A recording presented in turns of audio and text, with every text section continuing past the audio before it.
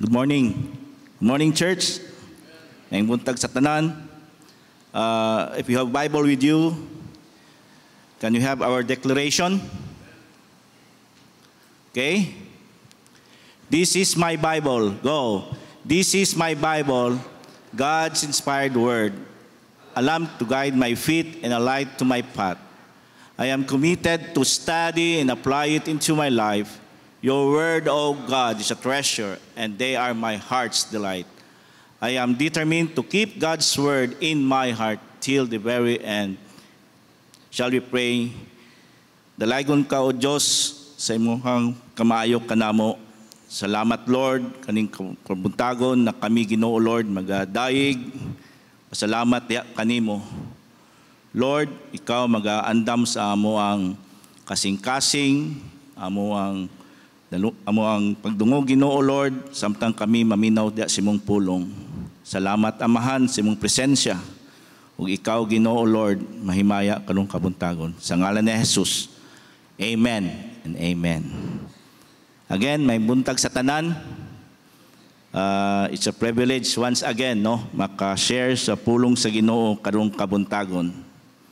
And today is a special day because every fourth Sunday of the month, it's a UFM Sunday. No? Masig matingala mo ba, ano maning na ay lain-lain man o mag-participate or lain-lain mag-Sunday, lain-lain man mo tindog diri sa tubangan, na ay bata, na ay babae, na ay lalaki. Mga igsoon, ang atoang organization, ang Church of the Foursquare Gospel in the Philippines, ang atong structure na agad na upat ka department na ginakuan sa atoang organization, ginahimo, no, para magpalandag ang atoang buluhaton. So naa diha ang CE, Christian Education, naa diha ang UFY, mao nang mga youth, ug naa diha ang UFM, UFW and the UFM. So mauna siya ang sulod pod sa atong simbahan, kanang upat ka grupo.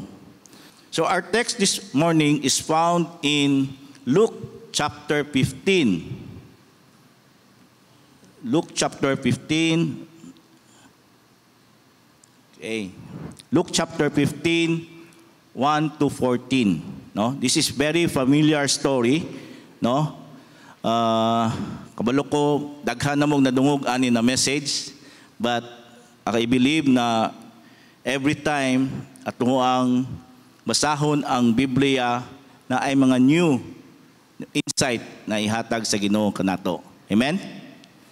Okay, in Luke chapter 15, 1 to 14, mao ni siya, in verse 11, Jesus continued, "There was a man who had two sons. The younger one said to his father, 'Father, give me my share of the estate.' So he divided his property between them. Not long after that, the younger son gathered all he had, set off for a distant country, and there squandered his wealth in a wild living." Verse 14, "He had spent everything there.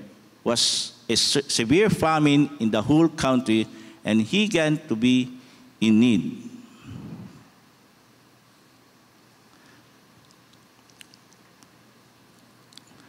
Verse 19, "I am no longer worthy to be called your son.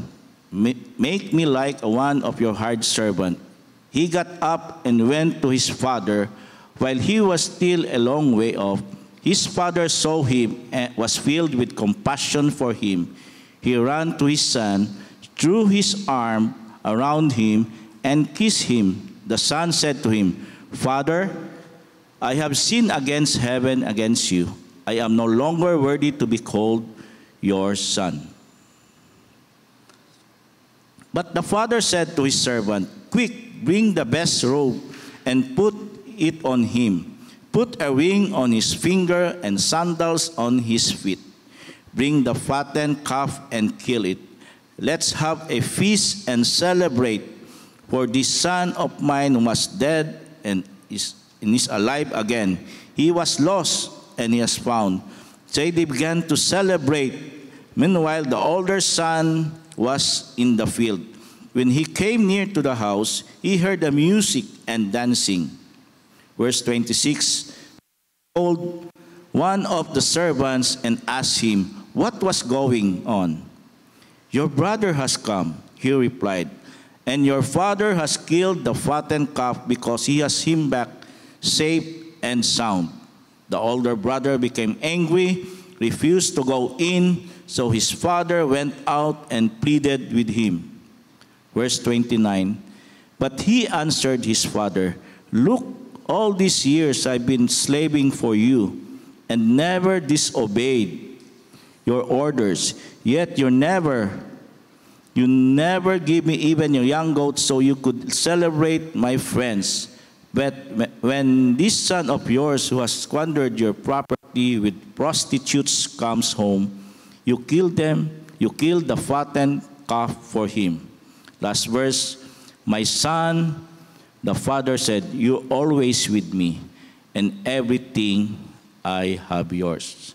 God bless the reading of His Word. Last Sunday, I and my wife went to one of our malls here in Davao City. Last Sunday is very busy Sunday, di ba? Daghan kay mga activities, daghan kay ginabuhat ang mga malls. So because of heavy traffic, no, sa malls, so maskin sa sulod sa mall, so kabalo ka sa mga lalaki, pag ang babae gay makasulod og mall, no, sulod-sulod man na siya. And my wife has nagkuan siya transaction dito.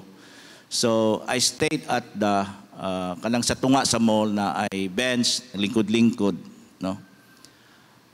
While I sitting there, naka-notice ko isa ka anak o isa ka amahan, a young father, a young son, nagadula-dula sila sa nakasakay sila og e-bike. You know naman, di ba? Ang mall karon ay mga e-bike, no, makarent ka. So napansin ako, enjoy kayo ang duha. Enjoy kay ang anak, enjoy kayo ang papa. And nindot kay tanawon, no? Di ba? Wonderful to see a father, no? An unmarried father na nag-enjoy siya sa iyahang anak and we see this thing kay at this point in time in our society, the fascination of speed of life lang permanente magdali, wa na tay time, no, magdula-dula sa mga bata. That's why nga suggest nako sa mga young fathers, take time, no, kay mo na among na-miss karon, no, Pastor Dan. That's why ang ginagunita ni Pastor Dan ang apo na gyud, no. So na-miss nato na siya na itong life, no, na atong anak na dagko na, no. So atong mga bata di na nato madula-dula kay dagko naman pud sila, no. Napansin nako ni mga nangampuan kay nato ng mga bata diri, dali lang kayo nagko ng anak nila Janjan, dali ra kay dako no. Si Dongdong sa una kanang apo ni Brad Rodel, gamay ra man kay sa una, karon mo na atong drummer, no. So paspas kayong panahon. So as we think fathering, this particular parable that Jesus told can teach us important lesson. In our text, in verse 11, Jesus continued, there was a man who had 2 sons.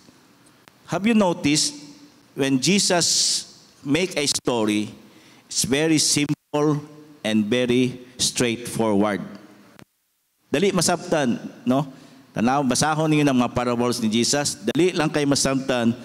That's why, daghan ganahan, daghan maminaw, and si Jesus maayo kayo mo istorya about mga story na mga inana. And he started by saying, there was a man with 2 sons. So in this time, because very simple story, ang character is tulo ra gyud. A man and two sons. And ang mga tao is interested what Jesus says during that time. And now often when we read this passage, our always focus is in the second son. Precisely because the title is The Prodigal Son. Diba? Mao gina ato ang kuan, kasabalo na ko ng istorya, prodigal son. No? Ganahan kay taana kay wicked person na bag-o. Ganahan kay ta even sa mga movies gani nato during na era sa tong Filipino movies, mga bad guy or mga ang dating is kuan kaning Robin Hood ang dating ba, no? Then nahimo silang maayo na tao at the end of the story. So ganahan kay tag-inana na story na bad person and padulong sa nagbag-o, no? And sometimes our life mura pug prodigals diya sa Ginoo. Some of us naka-experience po og prodigal life. Then because of God's love, because of God's merciful, or God is so merciful, nibalik gyapon ta sa Ginoo. Amen? Amen. So aside from the second son, let us look also the oldest son. Because in a sense, in terms of interpreting the story more accurately, the context is criticism of Jesus by the Pharisees and the religious leaders. No? Religious teachers or leaders. They criticize him for too close to the sinners, for enjoying meals with them, and they finding fault with Jesus. In Luke 15:2, this made the Pharisees and teachers of religious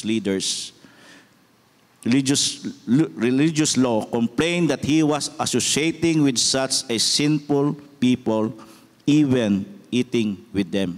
So ang mga leaders, no, naga-complain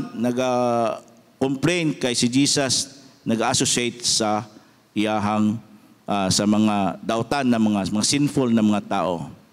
Then Jesus told this story about the father who celebrated the return of his prodigal son. And he told about his oldest son who refused to go in and to join the celebration. Obviously, he was using this story to speak the one who criticized him. In this case, the Pharisees and the religious leaders. Basically, inani ang kwan sa Ginoo. He was saying, you are like my oldest son. You pretend to close to the Father, but your heart too far from your Father in heaven. And this kind of things Jesus was trying to show to his critics. No? And samtang ako naga-study ani, dili pud baya, na-review pud baya ko. No? Nga igsoon, no, we are too busy. No, we are too busy in the kingdom, but our hearts layo di ay da sa Ginoo. That's why it's a reminder for us, no, na importante gyud ang atong daily nato na ato ang pag-commune diha sa Ginoo ang pinaka-importante. So the oldest son also to be focused. But this morning, I want also to suggest it's good also to focus the father. As I said to you, the story is very simple. We have two children, a father and two sons. So this time, let us focus the father. That's what we are going to do this morning. It's because it's UFM Sunday, and we want to look the father and see what we can learn from the father itself. That's why I titled my sharing this morning, The Prodigal Father, the Unusual and Extravagant. If you are a grandfather, those with a father's role, spiritual fathering role, a connect group leaders, a small group leaders, no, if you are a single parent, no, this message is also for you. And I believe when the word of God will be preached, para gyud sa ato ang tanan. Amen? Amen ba? Are you still there? Napapamudiha? So this story is a lengthy narrative, and there are some missing pieces. Who are the one missing on this story? Pwede mo contribute. Who's the one missing in the story? Any? Because the structure is very simple. No? As I said, only three characters, the Father and the Son. So, unsay kulang ani? So, Mother. So, this message cannot be used in Mother's Day and UFW Sunday. No? Because wala ni mother. No? So, the mother figure, wala diri. No? But the key point here is the Father is present.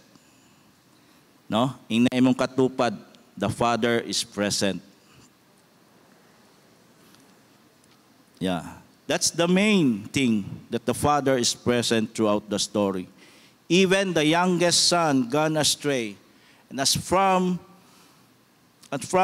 father, the Father never far from him. For this youngest son, in his lowest moment, he always thinking his father. He was thinking his father's house so much better, di ba? Sa story. So, mas maayo pa dito sa muang balay. Mas maayo pa dito. He was thinking, mas maayo pa dito, mas daghan pa og mga servants, daghan pa kog katabang. And look at me now, I'm the most miserable condition. But the Father somehow no, not too far away from his son. Let us bring this story in our relationship with our Heavenly Father. Most likely, you are like this youngest son. No? Daghan sa tuwa, go astray. No? No? In our lowest moment, no? In our lowest moment, as a believer, as a follower of Christ, no? In our lowest moment, lakaw ta kay nang luod ta. Nang luod ta sa tanan. No? Di na ta mo simba. In the lowest moment, no? Na feel gapon nato, no? Because of the Holy Spirit that God's love us and cared for us. Amen? So maybe today, right now, you are experiencing uncertainties in life. No? Just trust the Lord and cling to His word and His promises, and He is bound to bless His children. Amen? So, the Father present throughout the story. As I said, the Father present throughout the story. There was an article in year 2023 in Newsweek. No? They studied faith and relationship.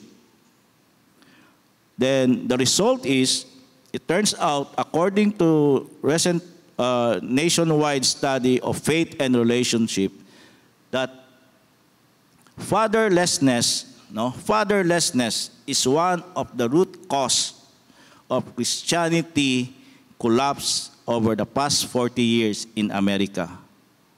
Did you agree? No? One of the root cause, dili siya ang cause, no? Isa sa cause nga, no, ni collapse daw ang Christianity sa Amerika.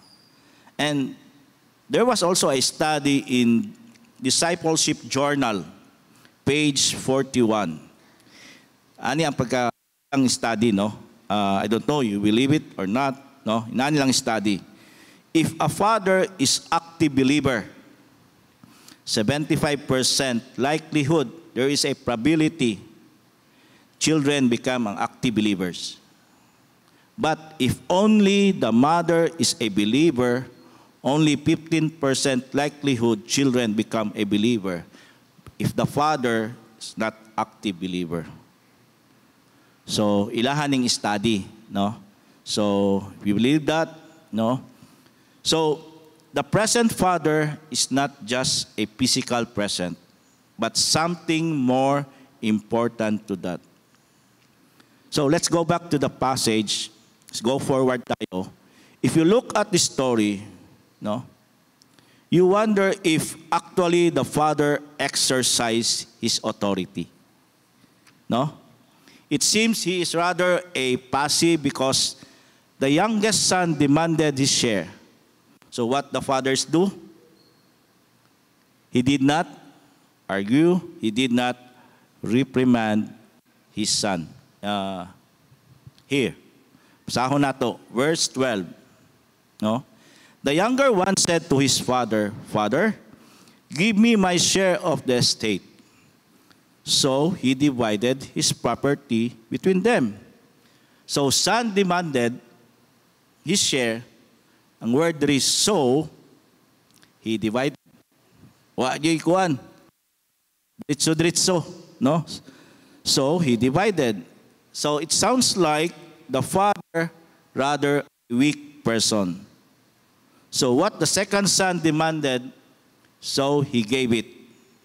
Because the father is a passive, it gave it to his son. Also, we as a father, we can ask ourselves, unsa ka ta? Kung kita ang situation ani. No? There was a therapist describing fathering. Tuaning agihan kadali. No? Here, first is nagigatawag 4 kinds of fathering daw, no?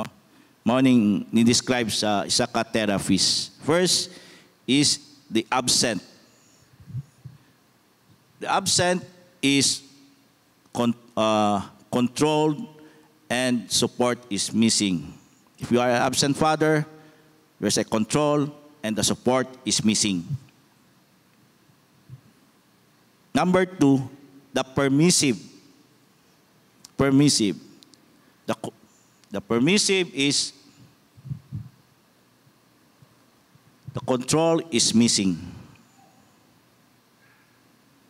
Number 3, the authoritarian. The authoritarian is support is missing. So the permissive control is missing. The authoritarian support is missing. Then last, the authoritative.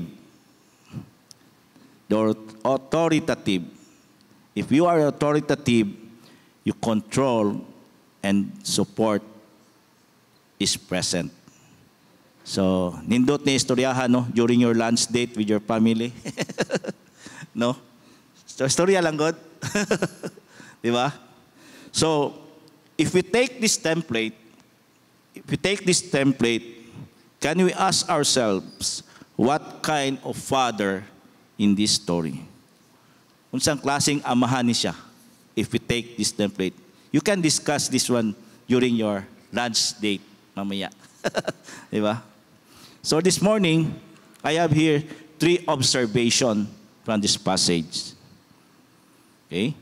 First, non-anxious present father. There also a study or a concept, a Jewish rabbi and so a therapist as well. Ano yung insulti, no? If there is trouble in the system, kung naray problema sa system, no? In the group, like in your family, in our family, in our office, even in our church, in our small groups, or even in your friends, no? If there is only one, kung nalay isa, non-anxious person, kung sa'yo non-anxious, kanang relax lang, calm, no?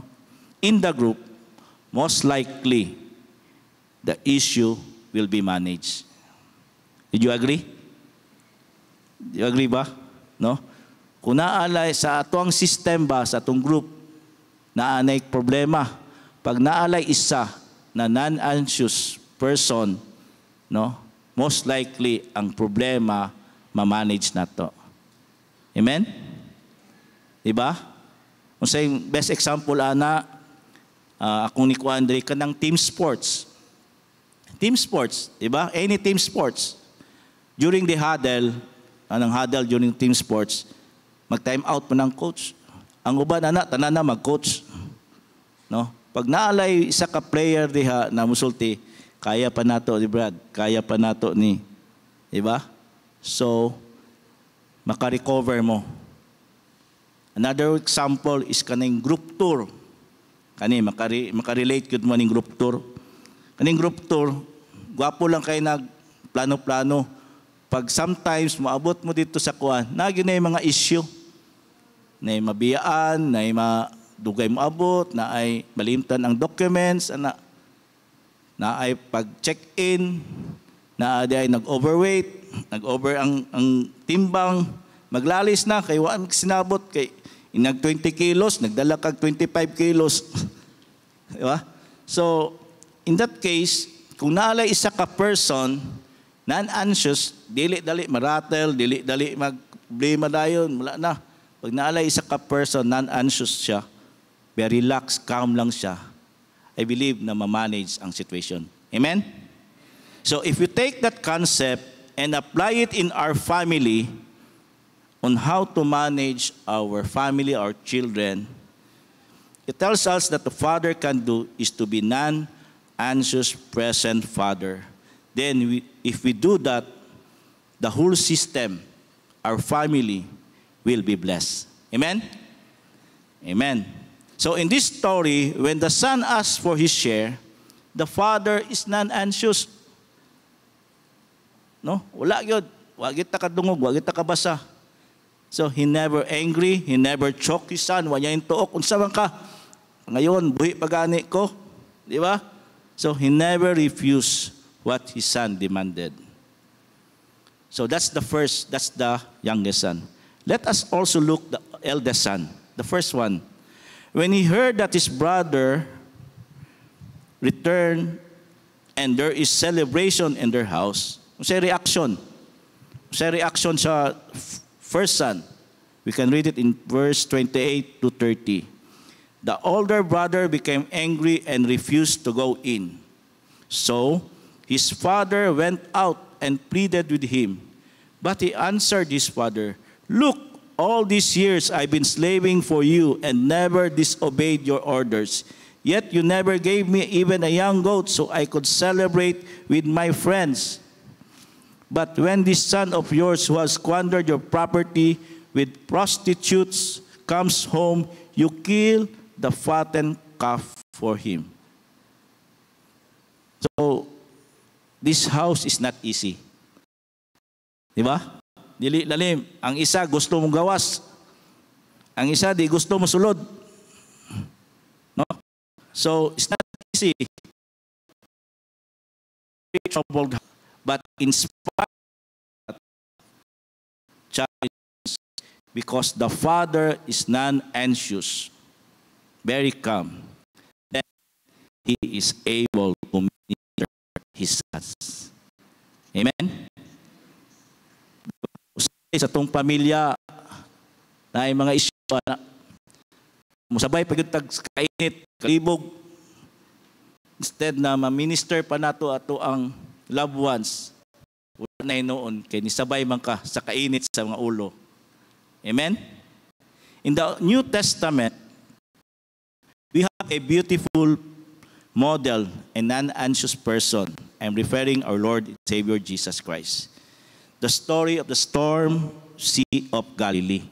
No? I will read it. Then he got into the boat and his disciples followed him. Suddenly a furious storm came upon the lake so that the waves swept over the boat. But Jesus was sleeping. The disciples went and woke him, saying, "Lord, save us. We're going to drown." He replied, You of little faith, why are you so afraid?" Then he got up and rebuked the winds and the waves, and it was completely calm. Then the men were amazed and asked, "What kind of man is this? Even the winds and the waves obey him." So, in time, si Jesus naani siya plano, no, na this situation. Naa siya plan A and plan B, no? Ang plan A ni Jesus, grabe naman ang anxious sa mga disciples kay tungod sa storm, no? And nipukaw nila si Jesus. Nipukaw na si Jesus, and Jesus asked them, "Why are you afraid, O little faith?" This point in time, Jesus teach them His presence, but they failed Him. No? Ituluan ta ni Jesus, naman ko diri, naman ko, kauban man ko ninyo.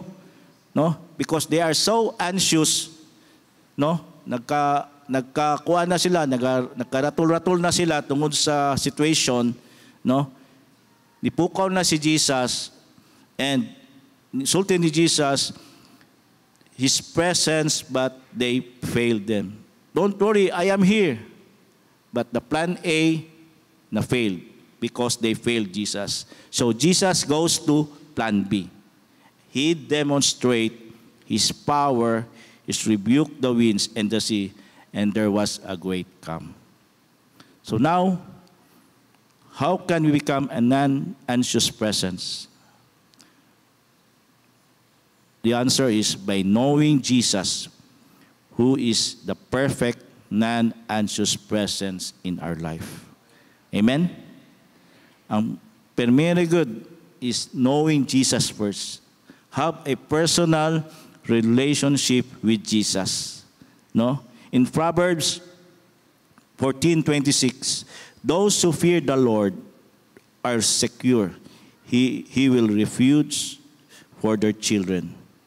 So the man who fears God finds safe refuge, and he has confidence in fearing the Lord. Is that wonderful, mga igsoon? In order, non-anxious father, you always find God with confidence. Amen? Amen. Number 2. The second thing that we see in the story, a praying father. How do I come in that conclusion? You find in the story that the father is actively waiting his son. He tells us only a man waiting the return of his son, the safety of his son, the reconciliation of his son's return, also know the condition of his sons. He's praying all these things, and every day he's waiting his son's return. This father's always praying all the time to his son's return. In verse 20, he got up and went to his father. While he was still a long way off, his father saw him and was filled with compassion for him. He ran to his son, threw his arm around him, and kissed him.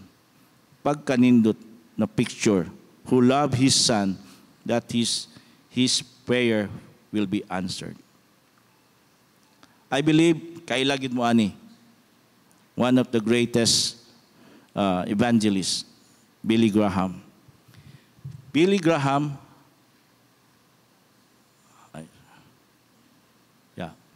Billy Graham has a fourth son named Franklin Graham. Franklin is a rebellious son, expelled in the school, no? Daghag bisyo, no?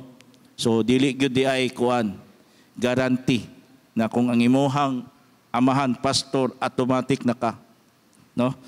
So he is a drunkard, nagsiya mga vices like drugs, and he hurt his parents' reputation, and his parents pray earnestly of his lost son. One day, in their trip, with family trip, Billy Graham had a opportunity to talk to his son. He mentioned this word, and I quote, "I want you to know that we sense that you struggle your souls of life, and you have to make a decision." Mo nang sulti ni Billy Graham sa iyang anak na si Franklin. And that words is so much emotion from a grieving and a praying father. No? And fast forward, one day, when Franklin Graham stayed at the hotel in Jerusalem, somehow the words of his father continue to speak in his heart. is so disturbed. But in the hotel, no, he found a Bible in the hotel and read the Gospel of John. And that is the start of his transformation as followers of Jesus Christ. Today, Franklin is the successor of his father's ministry. He leads the Billy Graham Evangelistic Association, and that's the result of a praying father and or a praying parents. Amen? But this morning, I have also a praying mother. No? Nasa a praying mother. No? We often heard a praying mother, and the best example in the 17th century, these two brothers, John and Charles Wesley. John Wesley was an English cleric, theologian, and evangelist who was the principal leader of revival movement within the Church of England known as Methodism. Ng Methodist ba? No? John and Charles Wesley. You know, Charles and John Wesley has a prayerful mother. Yan na siya prayerful mother. Ang pangalan siyang mama is si Susana. May nalang wala si Pastor Susan dere. Isa may Susana dere. No? Susana. She will always pray for his children. Kabalo ba mo pilay anak ni Susana? Susana has 19 children. Kinsa may 19 children dere? 18, 15. No? So, Susana, 19 children. When you have 19 children, asa ka makakitag space or time to pray? Pila kinsa may anak diri tulo, duha, di na mangita kaampo. Kay magdagan na ang mga bata diha sa kuan. 19 pa ba? No? You know, what Susana did was gamay raman yang balay, no? And children playing 19 kabuok sa ba maskin 15 magdagandagan, no?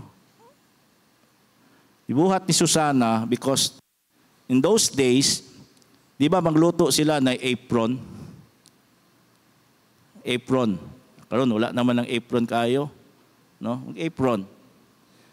Magampo siya, anaon niya yung apron, and that's the time magampo na siya sa Ginoo.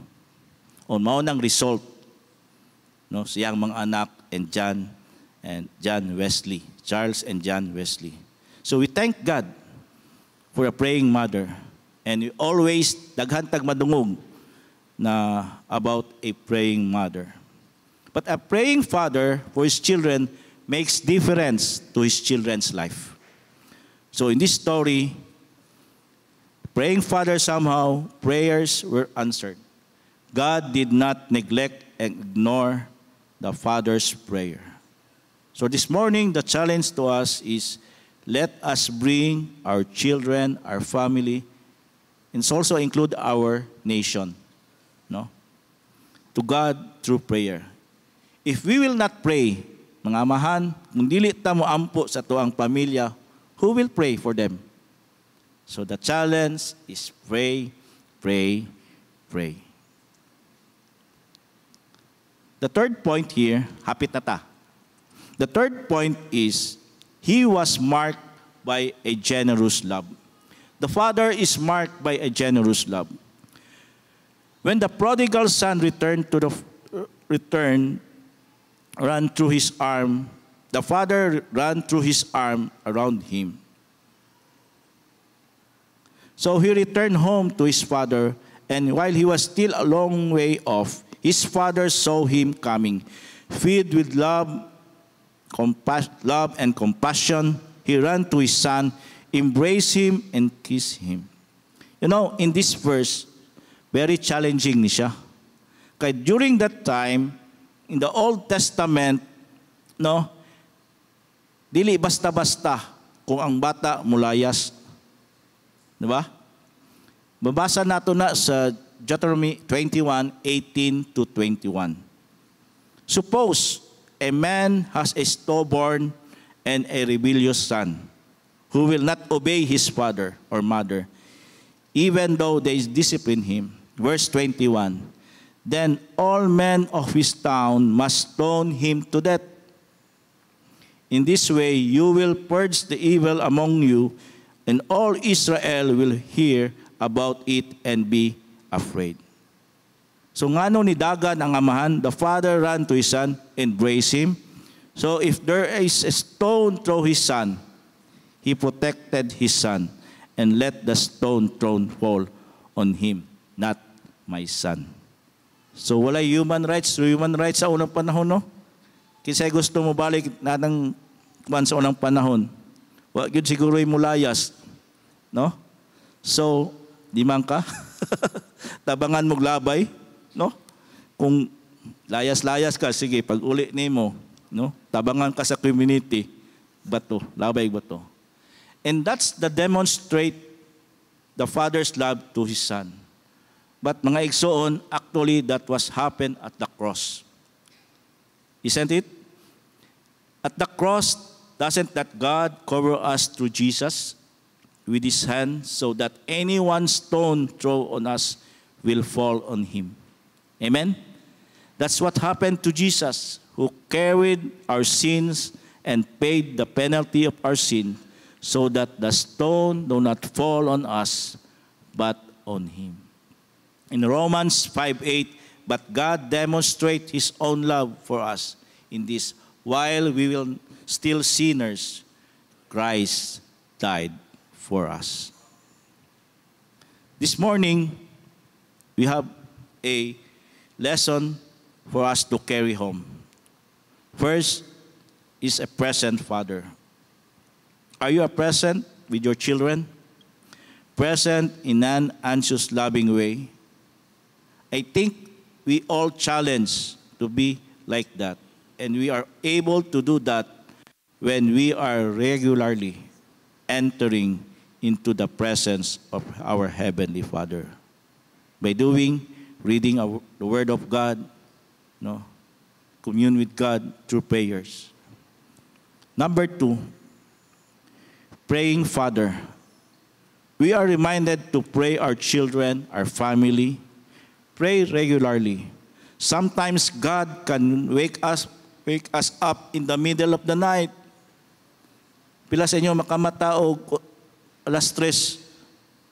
What do? Apil na lang po ko. Google. Di ba? In the middle of the night. Di ba? But it's a reminder to all of us, you can find yourself with a prayerful heart. Sometimes nipukaw ta sa tunga-tunga sa kadlawon para mag-ampo diya sa Ginoo. Lastly, prodigal father. A prodigal father, now that is a bit a challenge to think a prodigal father. Na by prodigal father? Yes? How can the father be a prodigal? Prodigal only if we think of a father going astray. But prodigal also means unusual or extravagantly generous father. That's the way that late Tim Keller used the word when he wrote the book, The Prodigal God. Have you read that book? Reflecting in this story, talking how God showed radical love for us. God's love for us cannot contain in very precise box. It's radical. It goes beyond our expectation. And that's the way fathers supposed to show extravagant and lavish love for their family. Another meaning of radical, unconditional love. No? Even ang mga kalaban, atong kaaway, no? It's a radical love. No, dili na to ma-contain, no, ang love sa Ginoo in a precise box, no. So it's a radical. In conclusion, we are challenged to do these three ways to present in a be a present in a non-anxious way. Be a prayerful always. And then be a prodigal in the way that you and me exercise God's love for your family and beyond. Brothers and sisters, if we can do this, I believe God will be honored. Amen? Can we clap our hands to our living God? So at this point in time, I will ask all the men to stand up, and we have also our spiritual father in our church, which is Pastor Dan. So Pastor Dan will pray for us, no, as our spiritual father.